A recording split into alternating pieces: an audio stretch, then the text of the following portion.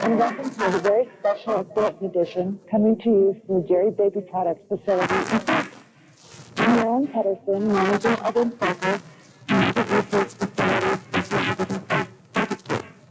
I formerly was editor and associate publisher of the Northland Thornton Sentinel and continue to write a weekly column that looks back at local history.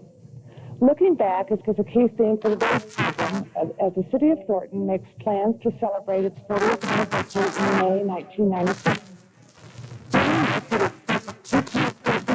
Are some of the individuals who helped lay the foundation on which a bedroom community grew into a progressive, vital city.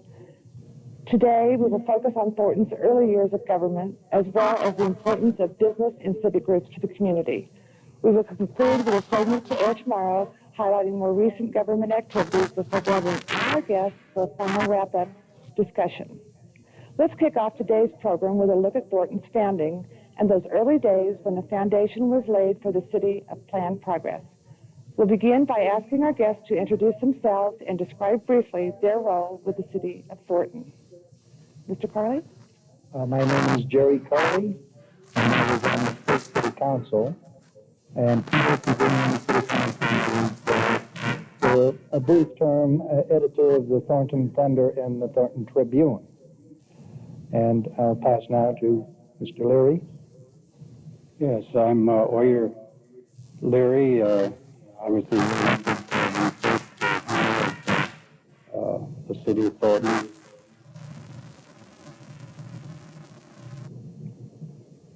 Laurel Daniel, and I was the first incorporating attorney and then the first city attorney of Thornton, and served the community for 23 years. Could you describe for us the population, people who were here at the time of incorporation? Bill said it right. He said that the population was composed mainly of returning veterans and veterans who had returned from World War II. This was generally their first house, their first home, and they were bringing their families out here with great expectations, and they were realized as great expectations. And without being too stilted, Bill, maybe you can elaborate on that. Well, I feel that the community was unique in that respect. Returning veterans, the maturity that they had and the different backgrounds that they brought, they evinced a community spirit that I feel it's been unequaled really in the history of this state. Well, they had a lot of volunteerism. People wanted to get together. They wanted to do something. They wanted to make their community better, and they did this. They did this. They started out with nothing. They didn't know they couldn't do it, so they went ahead and did it. That's what Oral said. He didn't know what was like to be a city attorney. In fact, he just got out of University of Colorado Law School, and we contacted, or the community association contacted him through. What was that? The State and Bureau of Service of the University of Colorado. At that time, the Colorado Municipal League was housed there. Municipal League. That was right after law school. I was a staff person there. But we were very fortunate to get a hold of Oral. Oral came in, and before long, many of us were down at the state capitol. Right after the incorporation, we were down at the state capitol lobbying for a bill to allow us to incorporate the way we did. It was great. Why was incorporation pursued at the time that it was? Why? Well, we were a growing community. We knew we were going to be eventually. I don't want to, I don't want to monopolize this. You fellas are the attorneys. You step in whenever you feel the need. We kind of we wanted money is what we wanted. And as a community association, there were a lot of things necessary and needed for the families that we could not provide. And so when Bill became the president of the association, it was about that time we determined we were going to go for the second incorporation election. Wasn't that it? The first one went down the drain. It was not elected, and it was only a few hundred votes that it was defeated by. But the second one, you set up a committee, and we went ahead and did it. And according to Oral, if we hadn't done it that time, we would have done it a third time. I'm going to clam up now. So, what were the differences between the two elections? Why was there opposition to incorporation the first time? Well, I think that the people probably didn't fully understand all of the ramifications of incorporation, what the benefits were and what the costs were.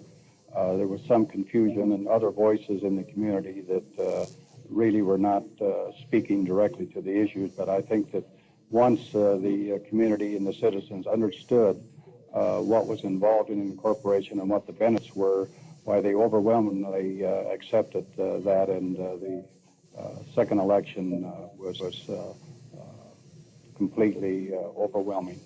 to elaborate again, there were many of the people. The Bonnie homes were just going in, and there were many people just moving in who were disenfranchised because they weren't in the community long enough to be able to vote. And so they were opposed to it, and they brought a lot of people who were not opposed, who could vote, down to their side by telling them that this isn't fair. You're voting us into a city, and we don't have a vote. So the next time around, they all had a chance. The people that were there before, and they heard the first arguments, and then the second arguments, and it began to make sense to them. From a legal standpoint, what was so unique about the way Thornton wanted to incorporate? Well, if I could answer that question by going back just a little bit, I think all the early citizens that came and formed the city of Thornton realized that they needed certain types of essential services, like street lights and how do you pay for it, streets and how do you maintain it, police protection and how do you secure it. And they went through a couple years with their homeowner association, and it was a well-organized group down to the block level, and they had a lot of citizen participation. And as I recall, they would pass the hat trying to raise enough money to pay the next utility bill and that sort of thing. So when I came to the community, they from the University of Colorado to talk to them about the procedure for incorporation. One thing I didn't choose to tell them right at the time, and that was that the original cities in Colorado were created by special charters passed by the legislature. And then almost all the other municipalities at that time had started as towns, which is population under 2,000. Thornton then was between 8 and 9,000. So what we did was develop a procedure, improvise, and after the citizens chose to vote for incorporation, and then you had an election for the first officials, two leadership gentlemen here, Mayor Larry and Mayor Pro Tem Carley, and others joined me in we asked our Senator then Cliff Gobble and Representative Doc Wells to sponsor a bill which dealt with incorporating cities. And as far as Thornton's concerned, was an important provision in there that it confirmed any city that had been formed in accordance with those procedures. And those were procedures in that bill, which is still the basic law, was the ones that Thornton had followed. So that's the... And that included the Thornton, because Yes. we were incorporated legally then, and after the bill was passed, right? Yes. Yeah. Well, I would say from the beginning. Well, sure, It's you nice were. to have the legislature agree with you. What Well- prompted you to seek positions of leadership in the beginning? Well, I think that, as I indicated, we had a community of veterans, self-reliant individuals that wanted to better themselves in this world. And I think that looking back now on 40 years, we have to give credit and tribute to the people that did contribute, expecting no return, no monetary return, and giving them themselves night and day of work on a volunteer effort. This we do not see in today's activities. People are too busy. The way the economy and the government is run does not seem to leave room for volunteerism as it was when our community started. But I think that what we want to do is really give recognition to the community and all of the individuals on their individual talents that made this city possible. Tell me, Bill, if I had come in there looking for compensation, would I have done any good? Well, when we look back, the city ran almost a year with no funds whatsoever. So obviously... I was chairman of the finance committee, right? So there wasn't much to administer in those days. Yeah, coming into the first council meeting, Bill asked me for a report from the finance committee. I said, what have I got to report, you know?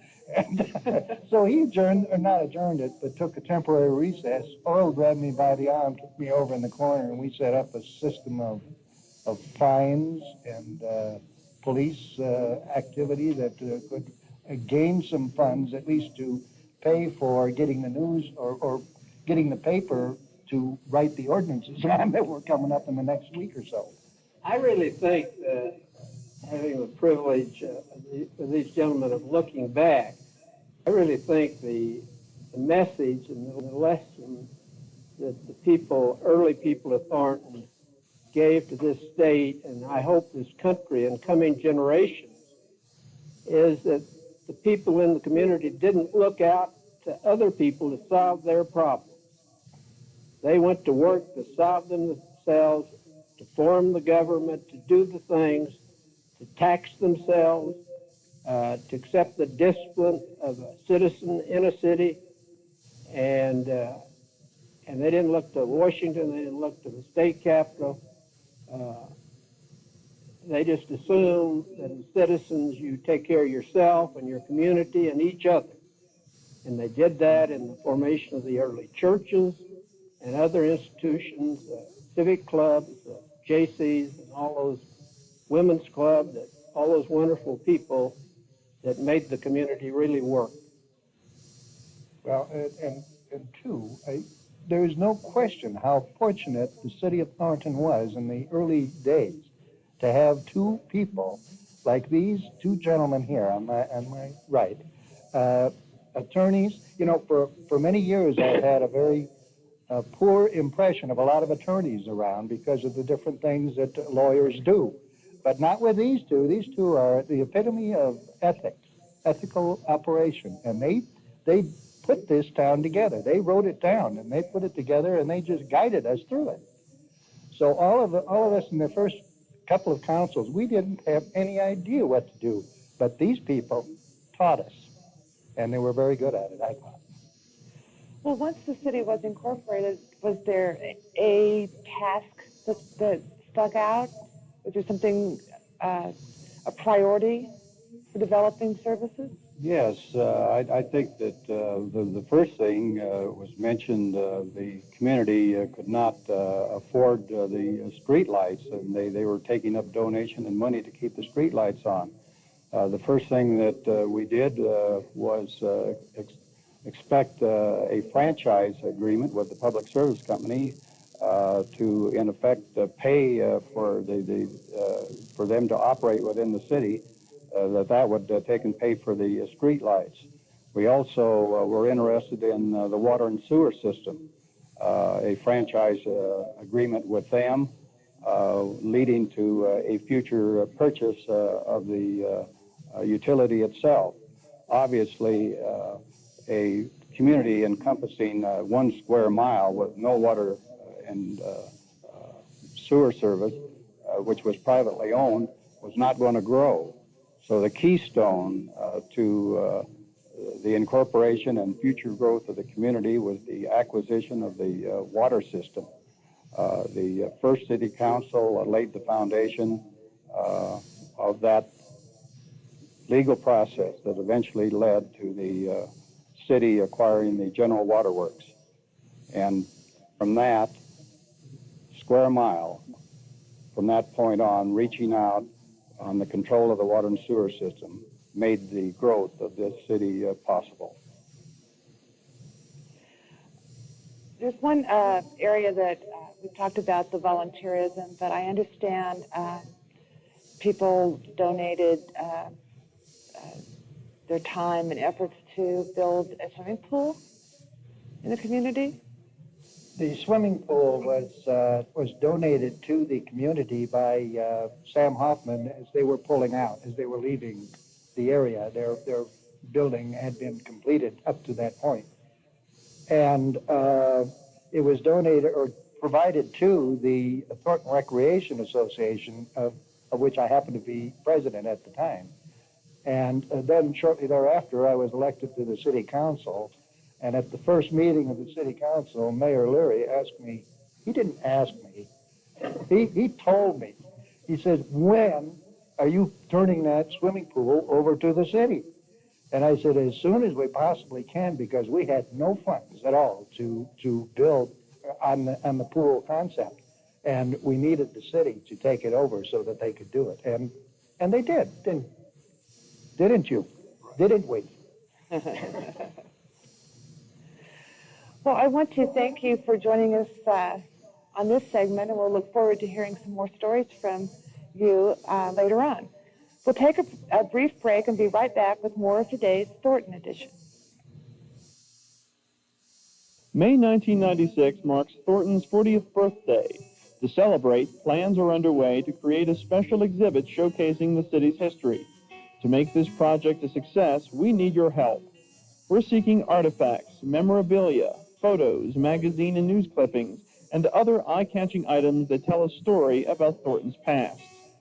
Items being sought might include home movies, artifacts, police badges, firefighter gear, high school yearbooks, knickknacks and heirlooms, promotional items, caps and jackets, signs, placards, posters, a key to the city, awards, plaques, and other miscellaneous items. Present and former Thornton citizens interested in contributing artifacts and items to the historical exhibit should contact the city's Public Information Office at 538-7238 or 538-7566. RTD Skyride bus service to DIA is now available. The route includes stops in Arvada, Thornton, North Glen, and unincorporated Adams County. Residents of other nearby cities and areas can access the route at 4 park-and-ride stops scheduled on Route AA. These park-and-ride stops include Thornton, serving Thornton, North Glen, Federal Heights, and Commerce City, and Wagon Road, serving North Glen, Thornton, Federal Heights, Broomfield, and unincorporated Adams County. For more information on Skyride bus service to DIA, please call RTD at 299-6000. Welcome back. Joining us for our second segment are some of the individuals who helped Thornton grow through business and civic activities. Please take a moment to introduce yourselves and briefly relate how you came to be Thornton residents. Mr. Solomons? My name is Stan Solomons. I'm originally here from Baltimore. Moved here in 1964 to be in business with my brother-in-law, Mo Turetsky, who started I'd say one of the first hardwares in Thornton, in the old Thornton Shopping Center. We have been here working with him. He has since passed on, and we are now a True Value hardware store, which is now located on the opposite side of Washington at 8851. We have come along in this community. We have seen a lot and seen it grow for many years. It is different. I was never in this business until I did move out here, and I have learned a lot to be with the people that I am here with now and got to know everybody. We have had craft shop in our store. We have been through a tornado in our store, which many people remember. In fact, a little story of that is at the day it happened, had customers in the store, and we saw this coming down the east side, and I told everybody to get on the floor, and the first place we could hide was behind the counter, and one of the customers decided to put his head up, and just as he did, it struck, and he saw his car go about 30 feet in the air and come down again, and that was quite an experience. We hope we never go through that again. But this is a great community to work in, live in, and I enjoy everybody that I'm associated with. I'm Claire Baruchian.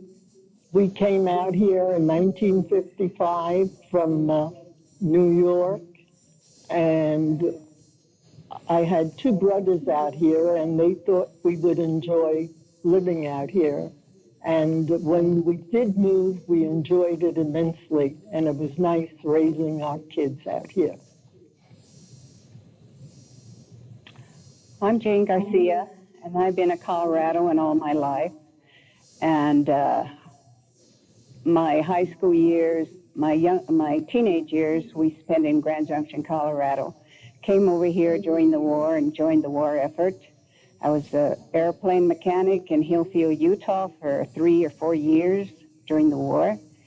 And after that, my husband came home to Denver, and we settled here in Denver. And then when Thornton opened, when they developed Thornton, we decided that we'd like to move out here because it was so nice out here in the country.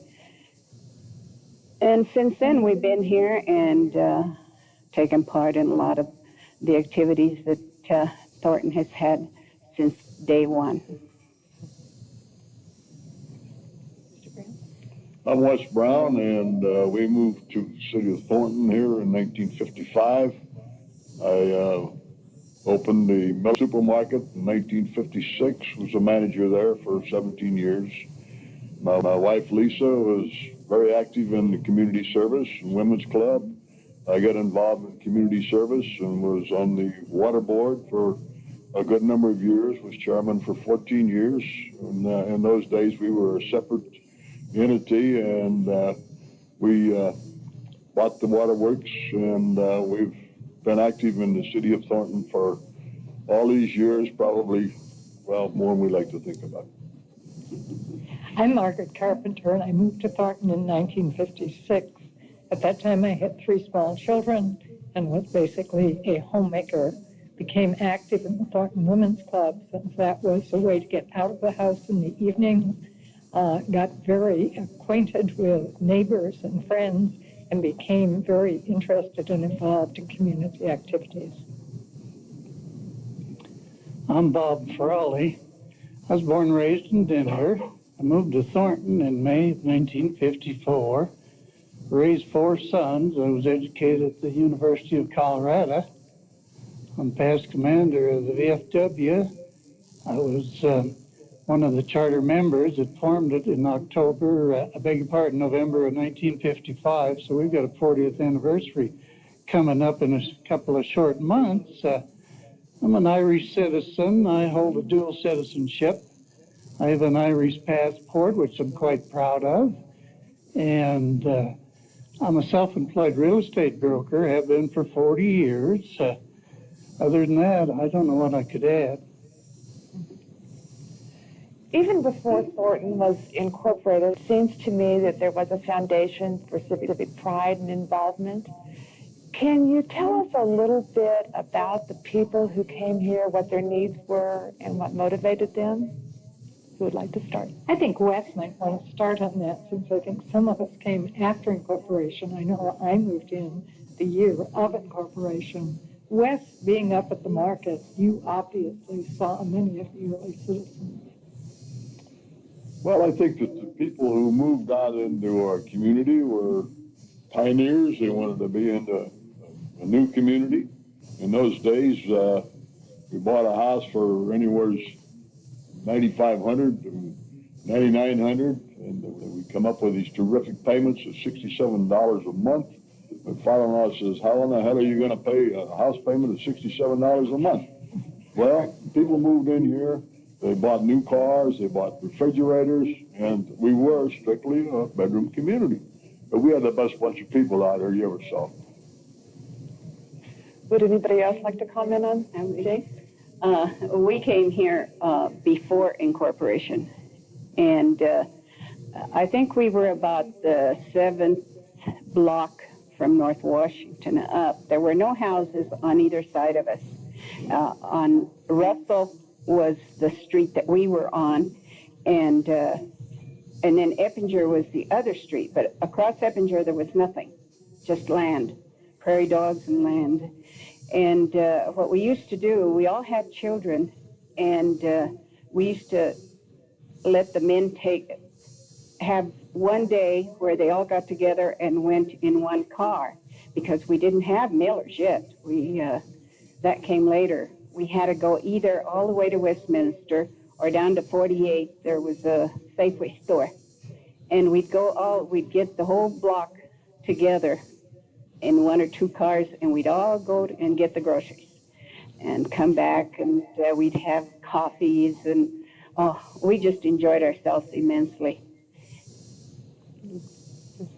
Well, you can hardly talk about Thornton's early years or even today without mentioning the Thornton Women's Club. Margaret, what was the motivation for that club, and how did they survive? I think the motivation was the thing Jane was talking about, Marilyn, and that was an opportunity for the women within the community to get together, first of all, to discuss their children and child raising. Secondly, to discuss what they could do for their community. Thornton Women's Club has always been an organization that has served the city of Thornton well. They were very active in promoting a directory way back in the early years that listed all of the people within the community, similar to what a directory would do today. They also have been very active in developing programs and scholarships for students within the area, working with both of the school districts. They did a lot of things in terms of the swimming pool and community building, which they assisted in building and turned over to the city. And they, to this day, continue to represent the city of Thornton well. Their newest activity, of course, within this year has been their dedication of a statue on City Hall property, which is the first piece of formal sculpture that the city owns, but we hope not the last. Mr. Frawley, I know you were a charter member of the VFW. Can you discuss a little the roles that those kinds of groups played in the development of Thornton? Well, we took an active part. I was one of the board members of the Thornton Recreation Association, one of their first athletic directors, and the VFW sponsored a ball club that we organized. In those days, we had 12 boys baseball teams and 4 girls, and I hired the instructors so we could educate and teach the kids how to play ball.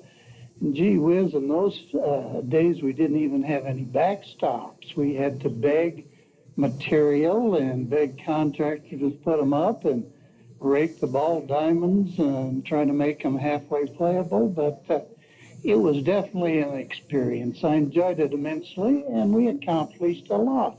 We didn't have any funds.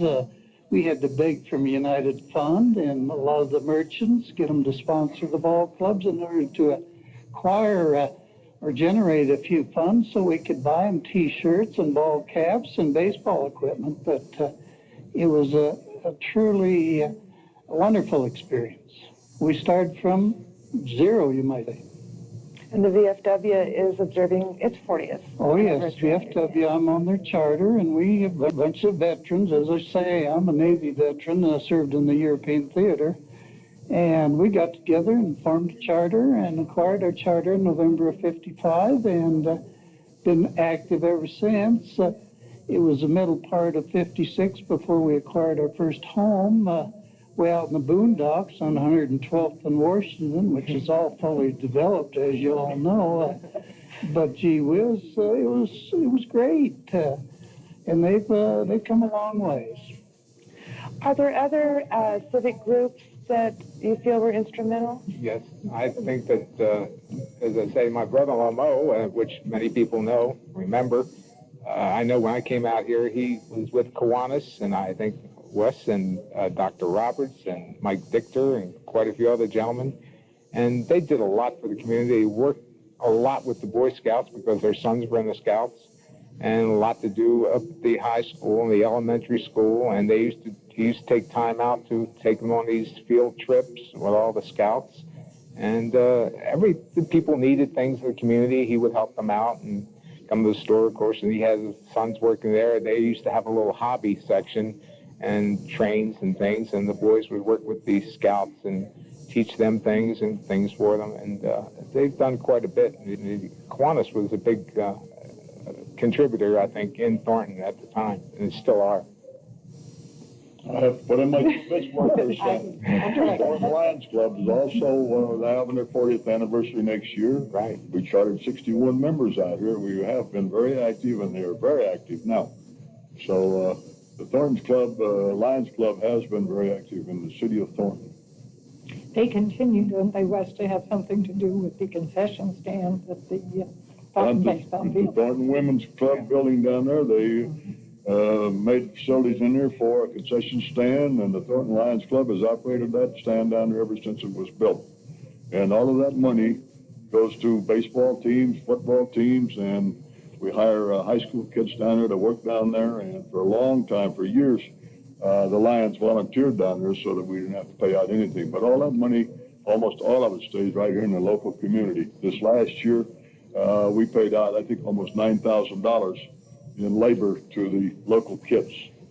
And we had, we furnished eyeglasses, eye examinations for local kids for the schools and so forth. So we're part of the community. Continuing to talk about the Lions Club and about youth activities, Wes, although it was not started early in Thornton's history, the Lions currently are working with the school sports deal in May of every year. We have the elementary school relays in May. We furnish. This year we had $400 or $500 scholarships from the Lions Club, and we have football down here. We have several recreational areas, and our concession stand is really a major part of it. I know 40 years ago, Thornton was a community of young families, and today we have some very active senior citizen programs. I know both of you, Jane and Claire, have been involved in that. Can you tell us how those programs developed? Well, we met as a group, and we used to meet we've met in different places. We've met at the rec center, the old rec center, and at the bank, at the church, and we moved around for a long time. And when the city was getting ready to make a change with the police station, through the good fortune of our mayor and the council, they got a grant, and the help of the city, we got the building for a senior center. but the 55 Club has met as a group in many places. And as Mayor Carpenter said, we all came out here with small children. And we were busy at that time with many things. We had Girl Scouts and Boy Scouts and Cub Scouts, and then they grew up, and we seniors needed a place to meet. So through the graces of the city and the city council and the mayor and everyone else concerned, we got the senior center, which is one of the nicest in the whole state, I could say. And actually, the same thing with the new rec center that's being utilized so much. Jane, you were talking earlier about 3 generations in Thornton. Why don't you expand on that? Oh, well, we were all in our 20s and our 30s when we first came here. And our children, well, we had school-age children, like we had kids that went to Mapleton High School because we didn't have no schools here. The schools were built different later. And then we started, one of the schools we started in those years was Holy Cross School, when Holy Cross came into, when we started Holy Cross. And then those children are now now they have their children and their teenagers and they're getting married, so that's the 3rd generation. And some of us are even in the 4th generation with our great-grandkids. If we might turn our attention a little bit to the business community, Wes, I understand you were president of the Merchants Association. Is that true? And we have the only hardware store, the only supermarket in their time. Do you want to discuss those days? How business related to the community in those days a little? Well, in those days, when I first came out here, when you opened only 6 days a week because everybody wanted to be off on Sunday.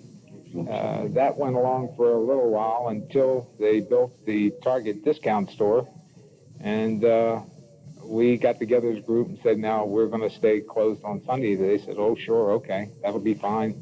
But that didn't last long, and maybe a few months later they decided they were going to open on Sunday. And then the supermarket, King Super across the street, said, well, if they're going to open on Sunday, then we're going to open on Sunday. And the first thing you know, we were all open on Sunday. Of course, this day and age, I think Sunday now is one of the busiest days that you do have. But we wish you could go back to the days and still have a Sunday off so you can be more with your family and so forth than you have to work. But I've seen a lot change. As I say, at the time, there was one small hardware up the street from us, the D&B Center. I think that they were there first before Mo had his store across in the Thornton Shopping Center. And, of course, when he had the store, next door was, I think, Mike Victor's liquor store, and then that was it. And then they built on, and there was the only department store, which was Hal's. And I was there quite a time. And then when they closed, it became a shoe store and the post office. And then they, like they said before, to go shopping, you either went to Miller's or I think the closest was King Super in Westminster. There was nothing else. And then they built the North Glen Mall and the North Valley Mall. And then we start having lots of competition. And, of course, today, as everyone knows, and there'll be the biggest competition. There'll be Home Depot opening up probably next month. But competition's good for everybody. We still see the same customers we've seen for 30 years. I have fellows come in and said, I remember you when I was only 3 years old. And I said, oh, that's nice. Said, yeah, my dad used to bring me in here to shop and so forth. But we still have a lot of the same customers who've been living in Thornton ever since I've been here. And it's a pleasure working with everybody. We really enjoy it. Wes, for some of our viewers who maybe haven't been around for 40 years, you might locate where Miller's was. Miller's was located up on the corner of 88th and North Washington, and when they built that store up there, Sam Hoffman and his wife came into look at it. This was before it was stocked. And Mrs. Hoffman was back in the back of this big building up there, and she says, Sam, why would you build a big barn like this? That was the beginning of our business community up there. My store was 37,500 square feet. It was the largest supermarket west of the Mississippi in 1956. And we had all open land north of us up here. And Mr. Fisher came in from Fisher Supermarkets in 56 in the fall there, and he looked out there, those 13 windows we had up there, and he says, Wes, he says, man, this is really something. He says, all of my business in Pennsylvania, that's where he was from, Pennsylvania is all captive. He said, look at what you've got out here. He says, you've got a golden opportunity. But I would like to touch on one thing we haven't touched on yet. Okay, if we could maybe discuss that tomorrow. We'd like to conclude our program for today, and we'll be back tomorrow with some more stories, so we look forward to hearing to you. I'd like to thank my guests today, Oral Daniel Oyer Leary, Gerald Carley, Bob Frawley, Wes Brown, Jane Garcia, Claire Baruchin, Margaret Carpenter, and Stan Solins. We also like to thank Jerry Baby Products for hosting us. I encourage you to tune in tomorrow when we will talk with some of the more recent government leaders before bringing all our guests back to share more personal perspectives on the Thornton that was and is today. If you have questions about today's program or would like more information about Thornton Edition, please contact the Thornton Public Information Office at 538-7238 or 538-7566, or write in care of the Thornton Public Information Office, 9500 Civic Center Drive, Thornton, Colorado, 80229. Please be sure to include your name, address, and telephone numbers so we can respond to your concerns. If you would like to get involved in Thornton's Historical Preservation Project, please call 538-7238 or 538-7566. Thanks again for watching, and please tune in tomorrow for the second half of the special Thornton edition.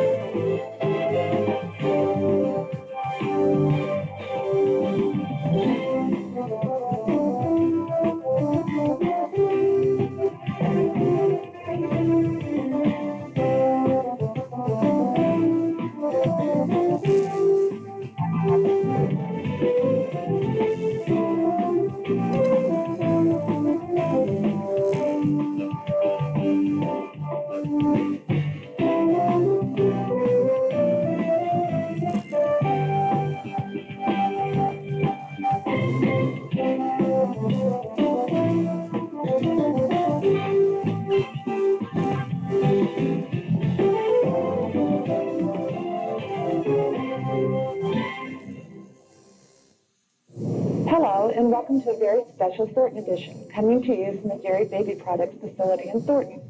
I'm Marilyn Patterson, manager of InFocus, a market research facility specializing in focus groups, but I formerly served as editor and associate publisher of the North Glen Thornton newspaper and continue to write a weekly column that looks back at local history.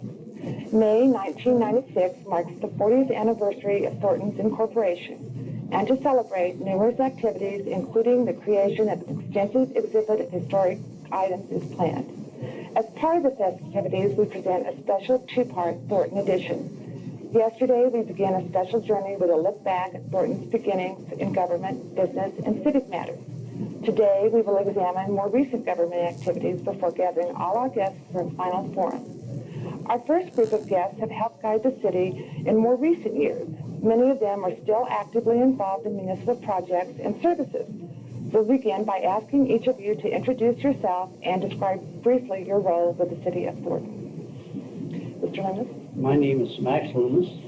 I have been a resident of Thornton since May 18th, 1954. I served on the planning board originally. Then I got elected to city council in 1976. Served there until the end of 1979. Served on the water board and mayor pro tem. I'm still a resident of Thornton. My name is William Lewis. I've lived here since 1956. I've served on the city council, on planning commissions and other committees over the years. Presently still serving on one of the committees. I've been here for some time and enjoyed the city. Thank you. I'm Tony Richter. I moved in the city January 1st, 1955, where I've served on the council for 2.5 terms and 1 term as mayor. I was on the utility board and also on the planning and zoning commission, among other boards. My name is Jack Etheridge. I'm the city manager here in Thornton, and I've been city manager for the past 10 years. Thank you. We already have heard from some of those who have served the city during and after its incorporation. How would you say the city has changed since that time, and how has government service changed? Well, when we became a city, I think our population was around 6,400. And then we keep growing to around 14,000. The state 14,000 for quite a few years. Then we started annexing, and Thornton is now one of the larger cities in Colorado. So what they've done in the past has nothing but improved the city of Thornton. I agree with everything that Max has said. It's really unbelievable to think that we're approaching 40 years of what we've accomplished. The city is moving ahead on all aspects. I think the people have a lot to be proud of. We often chafed under the designations of bedroom community, and we tried very hard to get commerce in here and industry, and we've been pretty successful over the years. And, one of my pet projects was, of course, getting water in here, and I think the city manager here has been working very hard on it, too. And I think our community has a lot to be proud of in that respect, the services that have been provided for the citizens. Okay, Mr. Enter, do you have anything to add? Well, since I wasn't here at the time it was incorporated, I can't reflect that far back, but I can say that this community is built on a very strong foundation. The investment that was made in the utility systems, water and sewer systems in this community, the vision that the leaders and forefathers of this community had in annexing and in developing a planning process and merging communities in a compatible fashion have set a standard that we strive to maintain and to enhance as we look today and into the future. Thank you. Mr. Lewis, I understand that you were the first chairman of the first planning commission. Yes, that's true. And you are on the planning commission today after being off sometimes, right? Can you maybe describe for us how the issues before the planning commission have changed? Well, certainly. In our early days, as Tony mentioned, we were a bedroom city. We had just strictly houses. And there really wasn't too much planning being done at the time, to be honest with you. I think it shows. But today, I would call ourselves a modern, progressive city in which we're looking at every aspect of our future and industrial growth, commercial growth. So things have really changed in the last 40 years. What about, I don't think you can discuss the history of Thornton without touching on the relationship with North Glen. Who would like to describe that? Well, let me say this. I think that we attempted to help North Glen achieve their manifest destiny, and that's known their own water system. I know they've had some problems in that respect, but I think since that time we've been able to do the things we wanted without any difficulty with North Glen. Okay, if I might. Sure. You know, in the past, there have been some problems.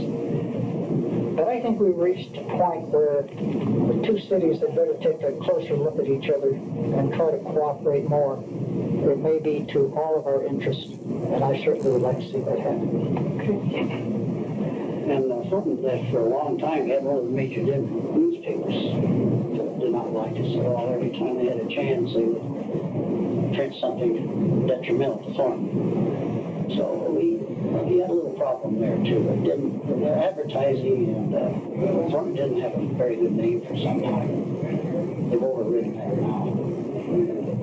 You know, with regard to North Glen, there were a lot of issues, as the mayor indicated, with the severance of North Glen's portion of the utility system from Thornton. Thornton actually owned the utility system that was in North Glen, and North Glen decided that they wanted to condemn it and take it as their own.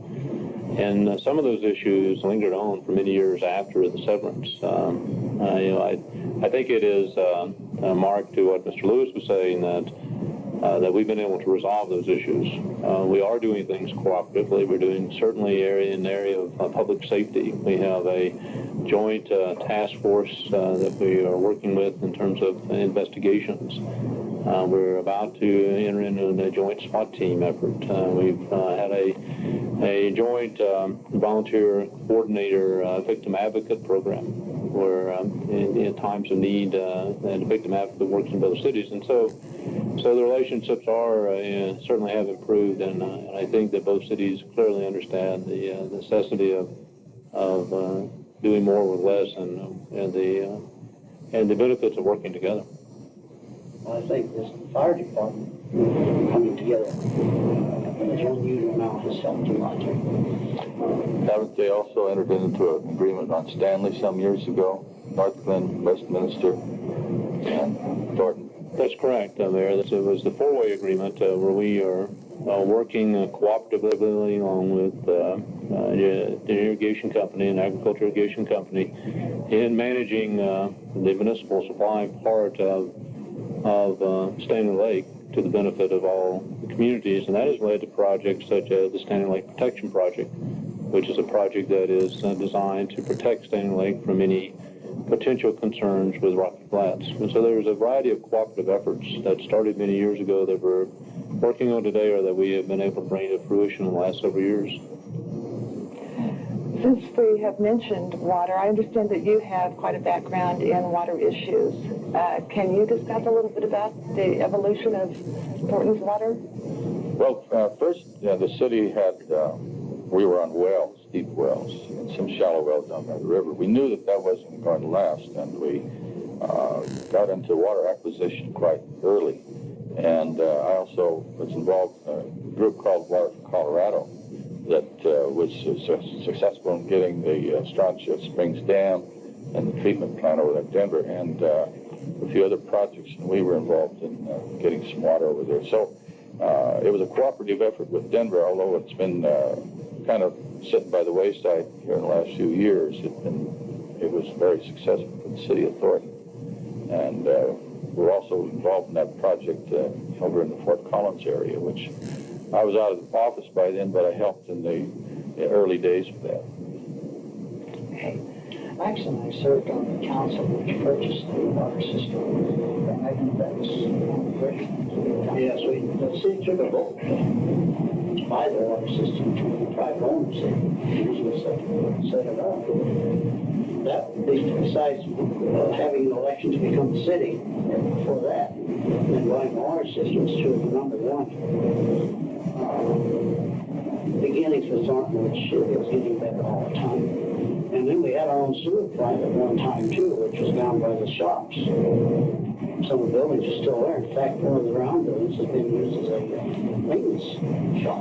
So they turned it down one and new, we used that. And after that, we became part of the Denver Metro sewage, which I think was a big help, too. There was a lot of controversy over that. It worked out.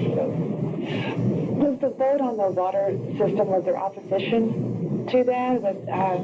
Tell us about the campaign. We had opposition, but we went door to door and talked to people and let it pass by. I forget the margin, but it was a pretty good margin.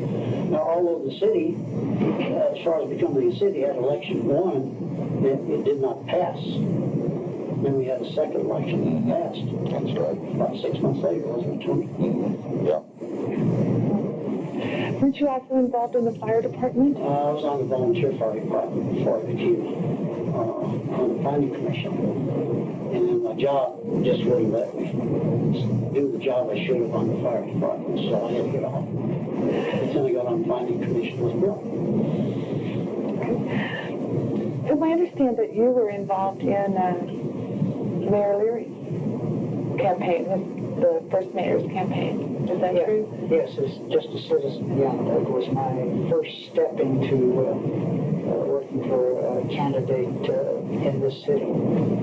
It's kind of the start of it. I also understand that you were involved in the original Thornton Days celebration. Thornton Festival Days. How did that get started? Well, we were pretty active council. When Max and I were on, we started that to try to do something to bring our citizens together and offset some of the things that were being said by the city of Thornton. In other words, at that time, anything that you heard publicly was sometimes negative. And we wanted to draw attention to the city, and we did a good job of it. We got ourselves on several radio stations and got some good publicity in the papers. And it was carried on for a number of years. It worked out great for the city. Is the present Old Time Thornton Days a continuation of that celebration in a manner? I would not say that they were directly a connection, but certainly I would believe the thought was probably the same to carry it on. Okay. Could each of you pinpoint a significant action during your tenure on council? I could say the annexations, which we took when I was on the city council. All the annexation we took care of during that period of time is now paying off for the city.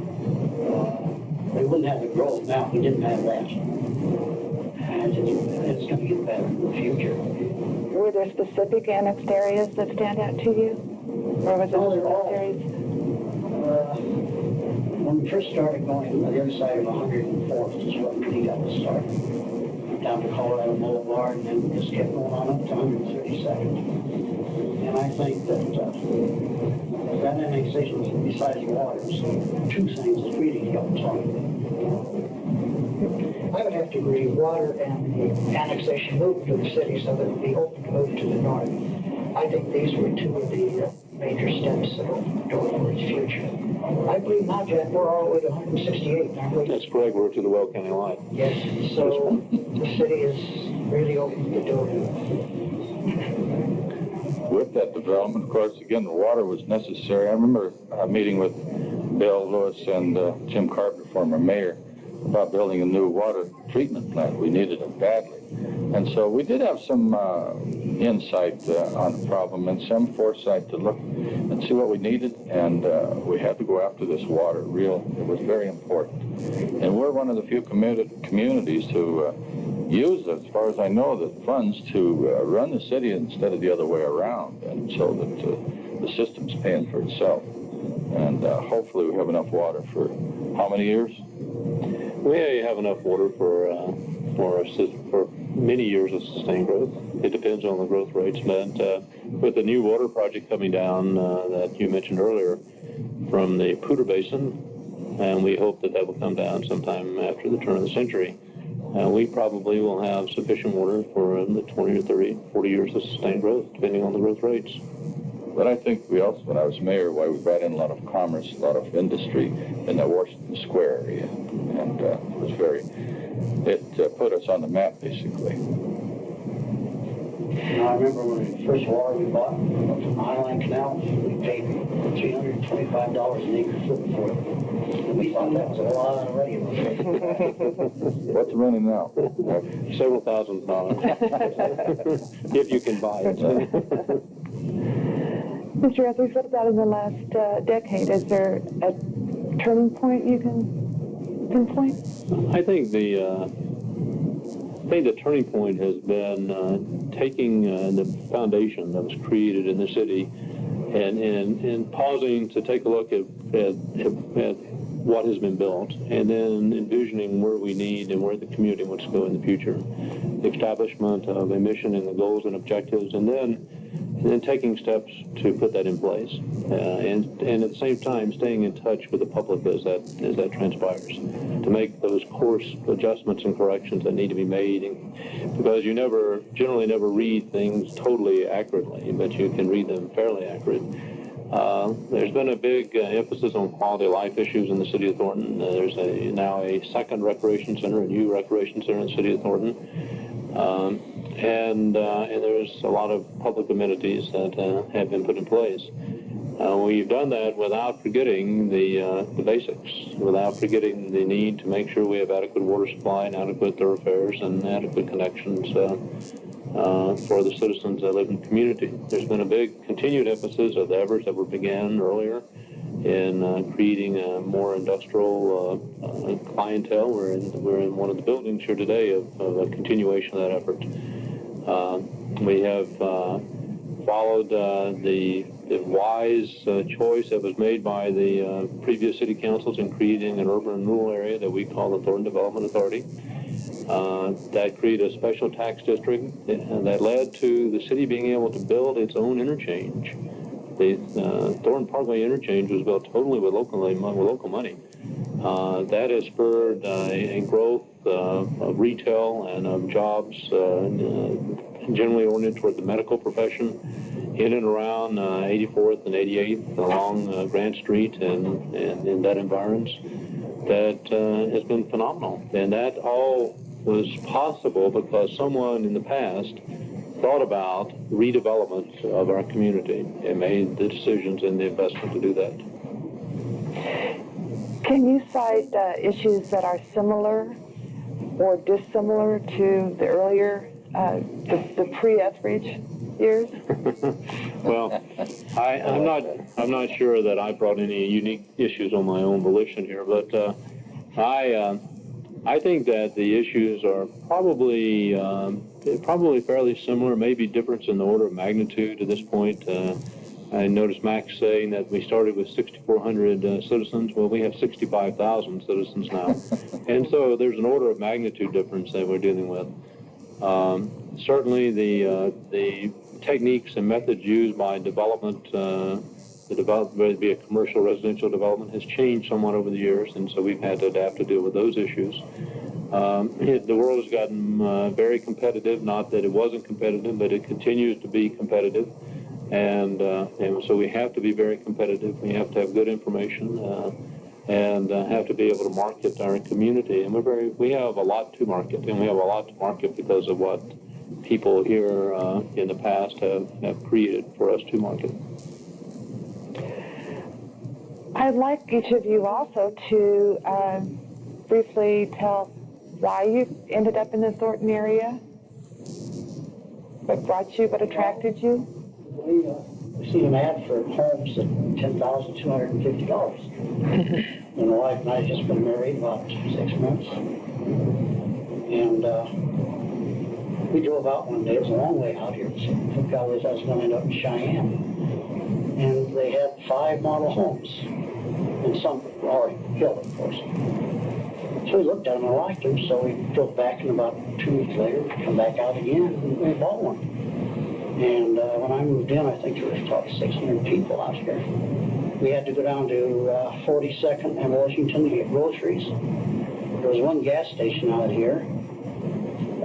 Nothing here at all. You had to drive clear into Denver on 2-lane roads then. That was a long way to go. But we enjoyed it. We enjoyed our house. We enjoyed Thornton. The city has, like we've been talking about, it just kept growing tremendously, and it's going to keep it up. And I intend on staying here. I live in the same house, and I'm going to stay there as long as I can. I have to second what Max said. I remember I used to shop on the way home from work because there were no grocery stores out here in Denver. So it was exactly what he said. We had half streets, and the rest were mud, but things were developing. And as I've said before, it's just unbelievable what has happened in 40 years. Well, I think Sam Hoffman took a big risk building out here, but more like Max said, I was driving by one day and I saw these homes and I looked at them. Boy, 10,503 bedroom, bath, 3/4, you know, all brick. And we wanted to kind of get out of where we were. And so one thing led to another, and we bought and took all the risks like everybody else. We had to go clear to Denver to go to the picture show. There wasn't any picture shows, and that was just for starters. Max said we had to clear to 44th to shop groceries. So that's how we got started. And I thought it was a good deal, and of course, when I moved, I filled it up with kids. I had to get another house, so moved over to Yucca Way, larger home, I thought at the time, with basement and so on, but we stayed in the city until this last couple of years. And I moved here for a quality of life that was created in all this process. There were grocery stores when I arrived. There were paved roads and 4-lane roads. There were movie theaters to go to, and there was also good neighborhoods, friendly people, open space, places for parks for my children to play, and quality schools.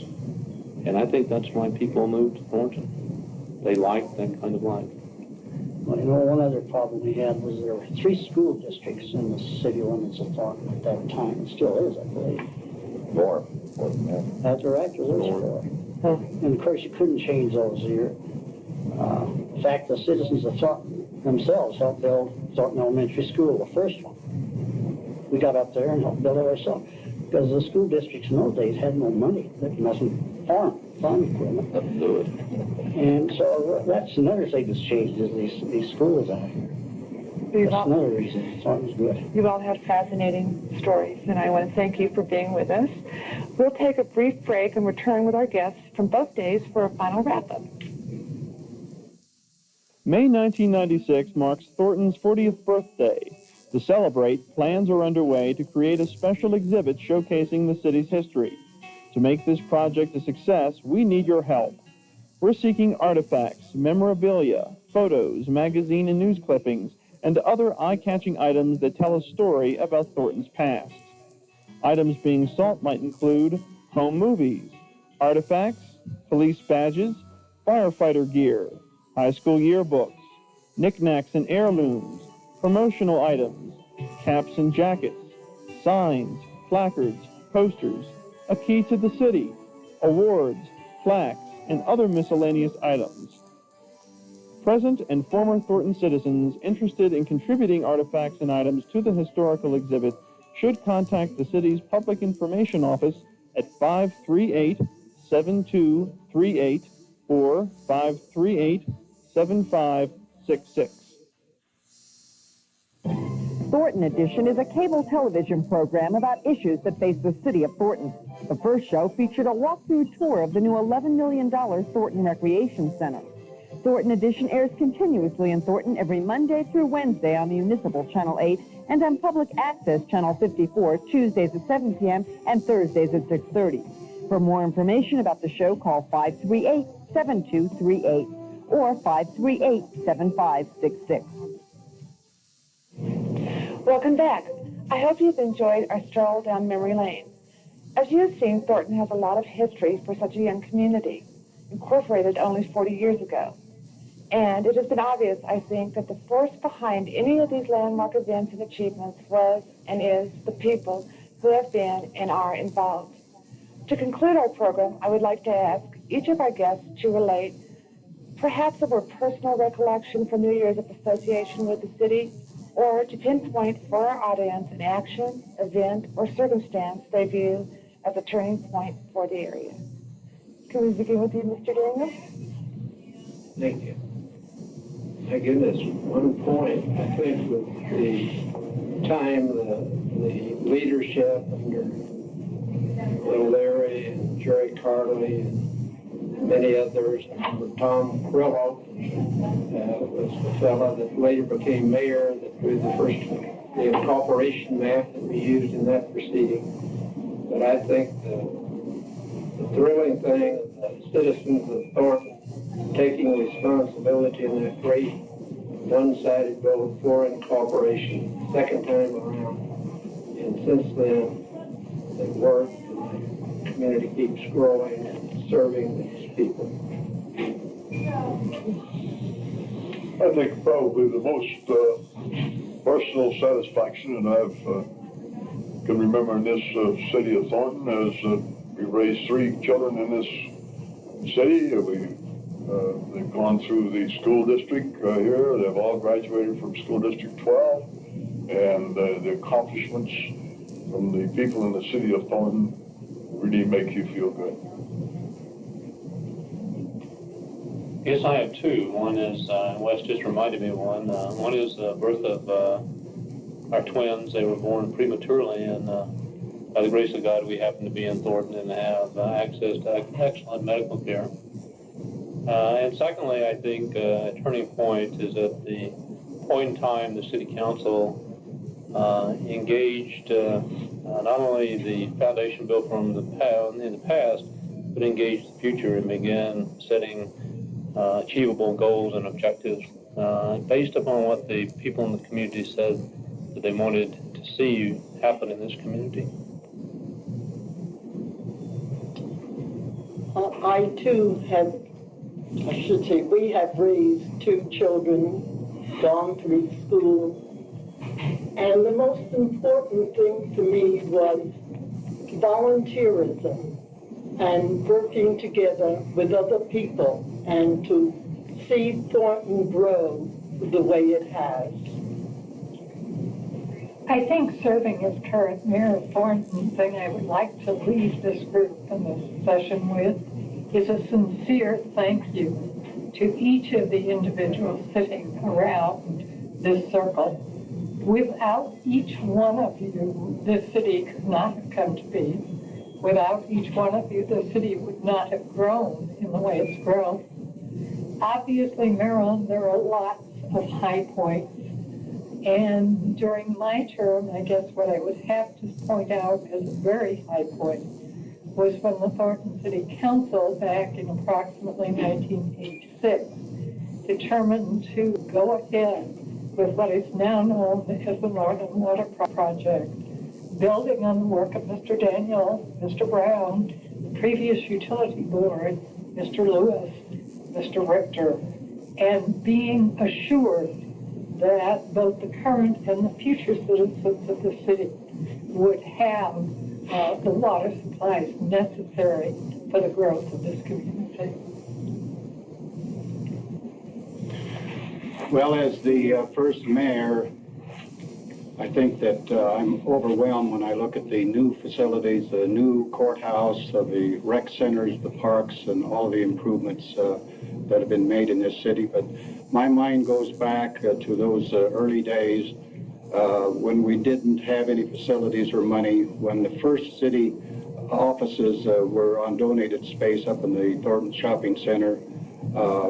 We got furniture from the state of Colorado and other different sources to open the first municipal court and first offices. Then we moved from there to a Quonset building where the fire department, police, the city council, everybody operated out of a Quonset building until the new city hall. But my memory, of course, is serving with the fine, dedicated people that devoted their time and resources and talent to build this city. And that's what my memory is working with these fine people that are here and some of the people that have passed on that helped make this city what it is today. Well, I think it goes without saying that the people in the community of Thornton were just amazing. It was so much fun to meet them, to get to know them, to do things with them, and to volunteer alongside of everyone. And when you did these things, you felt you'd really accomplished something, and you really did. Now, the friends that we made then have remained friendly with us for these last 40 years. And it's just been great to wander through town and say hi to this person or that person. The Brucians we met many years ago, and Wes up at the supermarket, and of course Oral when we started. And all of you people, one time or another, when I got to meet you, I knew that you were just absolutely representative of this fine city. Okay, with me, I think the most personal joy I get is working with the seniors. We have, like Claire said, one of the best and one of the nicest and one of the most friendliest senior centers around, maybe in the state. When you go in there, if you're not a member or you've never been there before, you're going to feel right at home because we make sure that you're going to.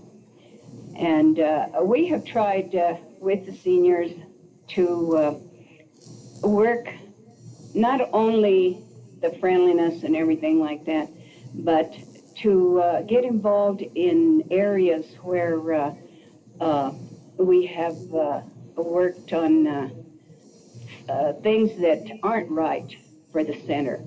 Like 2 years ago, we got smoking out of there. We have a free smoking center. Tony was one of the ones, along with myself, that worked on that committee. We had a lot of people that were mad at us because they didn't want to go outside and smoke, but they came back in a couple of years, and that's been one of my personal enjoyments, working with all those seniors that we have here in Thornton, because I grew up with them. I grew up from the time I was 55 until now. Well, when I moved here, I had 2 little baby girls, my wife and I, and then since then we had 4 more.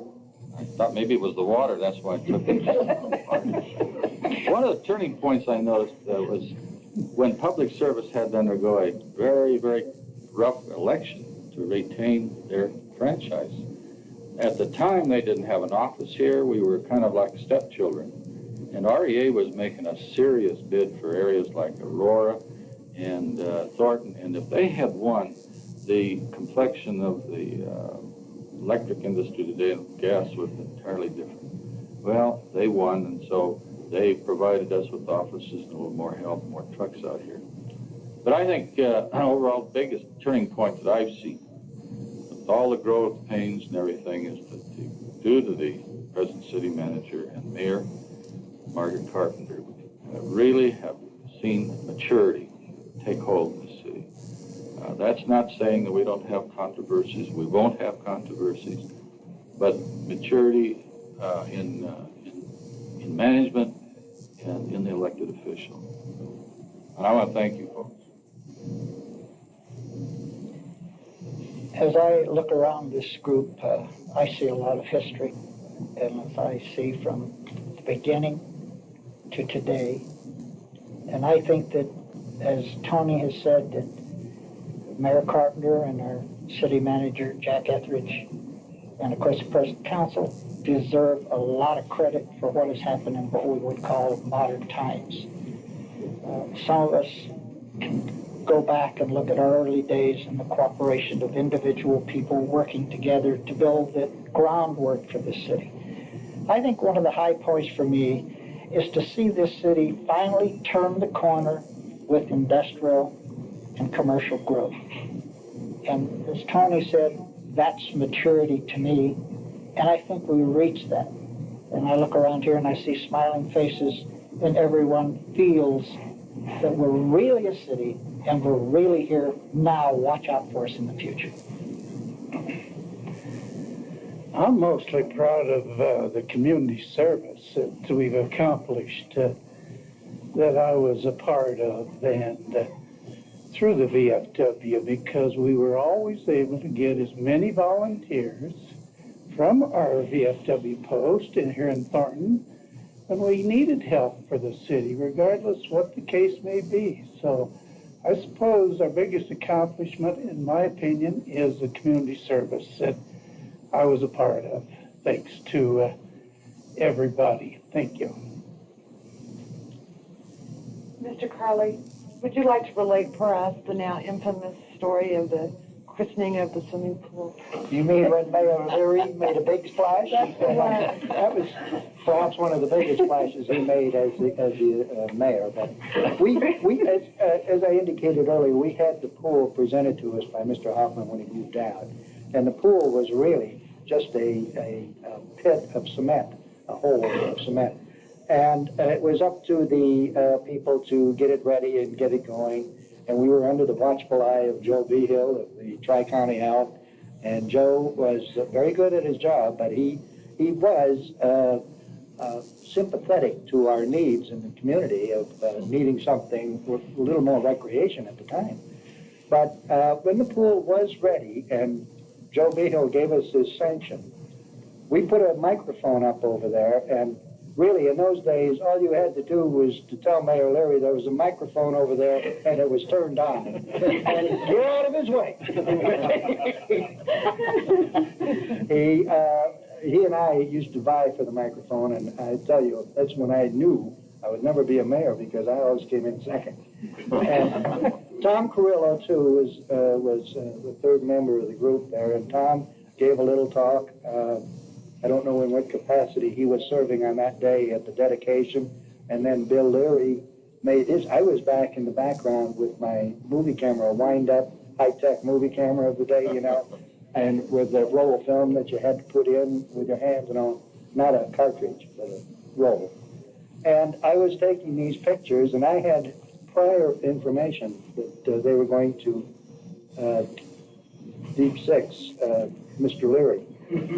And so when the speeches were over, the firemen who had just been there and they had filled up the pool and got it ready, they all gathered around, picked up Bill, and threw him in the pool. I have this on film. It's only about 6 or 8 seconds. I've given it to Mr. Collins and Mr. Kelly.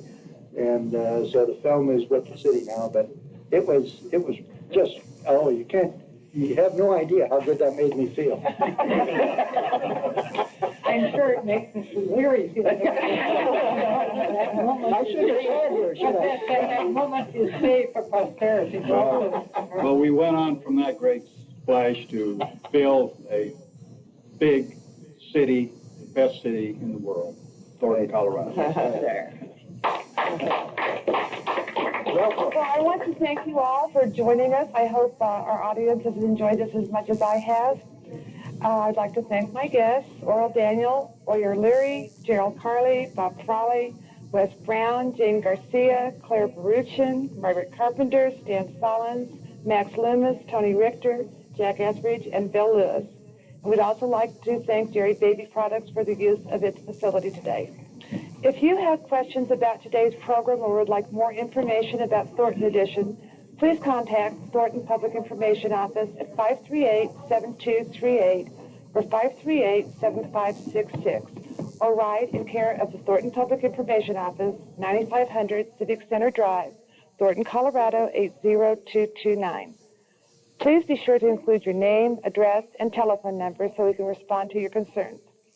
If you would like to get involved in Thornton's historical preservation project, please call 538-7238 or 538-7566. Thanks again for watching, and please tune in again for another Thornton edition.